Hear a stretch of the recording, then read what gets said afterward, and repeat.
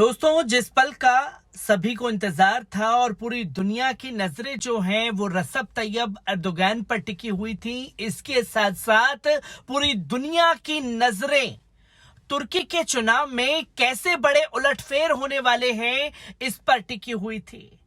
देश भर से और सऊदी, जद्दा और तमाम जगह रहने वाले कई व्यूवर्स का लगातार कॉल आया कि तुर्की चुनाव में आज सेकेंड रन ऑफ चल रहा है, उसमें रसेप तैयब एर्दोगान किस तरीके से आगे चल रहे हैं उसकी अपडेट हमारे पास नहीं पहुंच पा रही है। और अब उन लोगों के लिए और रसेप तैयब एर्दोगान के लिए जो दुनिया भर में दुआओं के लिए हाथ उठे हैं, उनके लिए बड़ी खबर सामने आ गई है, क्योंकि भारतीय समय अनुसार रात के 9 बजे और तुर्की के समय अनुसार तकरीबन शाम के 6:30 बजे जो है वो वोटिंग, जो काउंटिंग है, वो प्रक्रिया वो खोली गई है, जहां महज अभी शुरुआती रुझान में जो कि 20 से 22 मिनट का वक्त बीता है, ये रिपोर्ट अपडेट आते आते 1 घंटे का समय जो है आप लोग देखेंगे कि अब शुरुआती रुझान में रसेप तैयब एर्दोगान 58% वोट लेकर के तुर्की के प्रेसिडेंट बन सकते हैं, तो वहीं केमल को 42% वोट जो हैं वो तुर्की की आवाम के द्वारा मिले हैं, यानी कि 50% का आंकड़ा चाहिए और महज 20 मिनट की ही फेर में रसेप तैयब एर्दोगान ने जो जादुई आंकड़ा था उसको पार कर दिया है, जिससे वो सत्ता पर काबिज हो सकते हैं। पर अभी काउंटिंग प्रक्रिया जो है वो लगातार जारी है।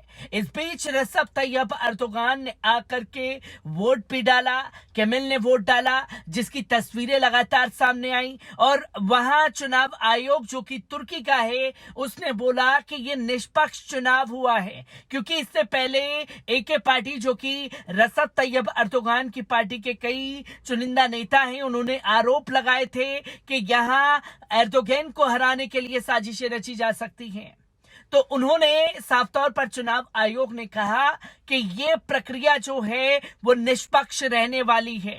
कैसे हर एक घंटे के फेर में अपडेट बदली है, एक बार इस रिपोर्ट पर नजर डालते हैं। दोस्तों, तुर्की की सुप्रीम इलेक्टोरल काउंसिल के अध्यक्ष अहमद येनेर ने कहा है कि मतदान में नकली या कपटपूर्ण खेल का किसी भी आरोप से कोई नुकसान नहीं हुआ है। उन्होंने संवाददाताओं से कहा कि ऐसे कोई आपत्तिजनक बातें नहीं दिखाई दी जिसने मतदान प्रक्रिया को प्रभावित किया हो। प्रक्रिया के दौरान हमारे बोर्ड की आपत्तियों का भी मूल्यांकन किया गया है, संबंधित प्रांतीय और जिला चुनाव बॉडी में भेजा गया है। उन्होंने मतदाताओं, राष्ट्रपति पद के उम्मीदवारों और राजनीतिक दलों, मतपेटियों और संबंधित मंत्रालय, सार्वजनिक संस्थानों और संगठनों के, गैर सरकारी संगठनों और प्रेस के हमारे सम्मानित सदस्यों को भी धन्यवाद दिया है।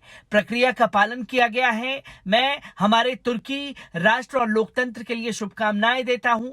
उन्होंने निष्पक्ष निकाला कि पार्टी शासन तुर्की के लिए मध्य पूर्व को देखने का एक बदलाव आएगा। इस सवाल का जवाब देते हुए कि अब कितना दाव है, तो इस पर सलाहकार हकन अकबर ने अल जजीरा को बताया कि एर्दोगान नव ओटोमन आधारित एक ही बहुत विश्वास के साथ इस चुनावी प्रक्रिया में उतरे हैं। सभी मुसलमानों को एकजुट करने की कोशिश कर रहे हैं।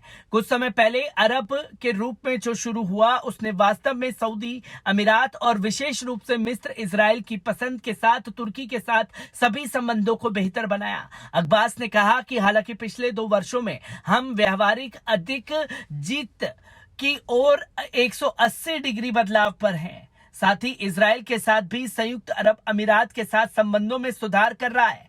कतर के साथ संबंध हमेशा अच्छे रहे हैं और यहीं तक कि मिस्र तुर्की संबंध भी बेहतर हो रहे हैं। एर्दोगान कुछ दिनों पहले टीवी पर कह रहे थे कि खाड़ी के पैसों के चुनाव में अवधि के दौरान मदद की, खासकर उन्होंने कहा कि वे चुनाव के बाद इन देशों के नेताओं को धन्यवाद देने के लिए दौरे पर आएंगे।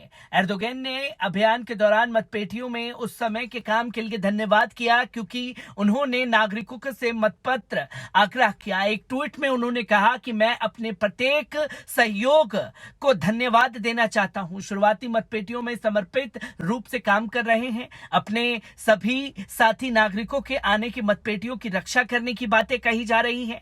अंतिम क्षण तक अपने राष्ट्र की इच्छा की रक्षा के लिए ठोस कदम उठाएंगे। अल जजीरा से बात करते हुए एर्दोगन ने कहा कि उत्साह हमारा व्यक्त करता है और 2 सप्ताह पहले दौरे में भी पिछले दशकों तुर्की इतने सारे चुनाव से गुजरा है। लोग मतपेटियों के साथ थक चुके हैं। नरसंहार चुनाव, संसदीय चुनाव, राष्ट्रपति जनमत संग्रह चुनाव के लिए इस्तांबुल अल जजीरा के काउंसिल के लिए बताया गया, जिस पर मतदाताओं को यहां पहले दौर के उत्साह के पुनर्जीवित करने की कठिनाई है।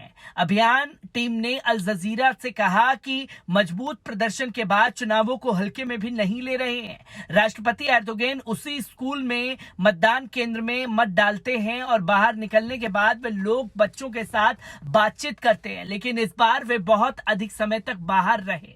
उन्होंने लोगों के साथ अधिक समय बिताया, जिसे विश्वास का संकेत माना जाता है। इस्तांबुल के अल जजीरा के सिनम के बताया कि एर्दोगन उन सभी को धन्यवाद दिया जिन्होंने चुनाव भूमिका निभाई और उन लोगों को धन्यवाद दिया जिन्होंने मतपत्रों का प्रबंधन करने के समय लिया, और कहा कि लाखों विस्थापित सीरियाई तुर्की के राष्ट्रपति पद के चुनाव के करीब 10 लाख जीतने के बाद उम्मीदवारों को तुर्की सीरिया को प्रभावित करेगी।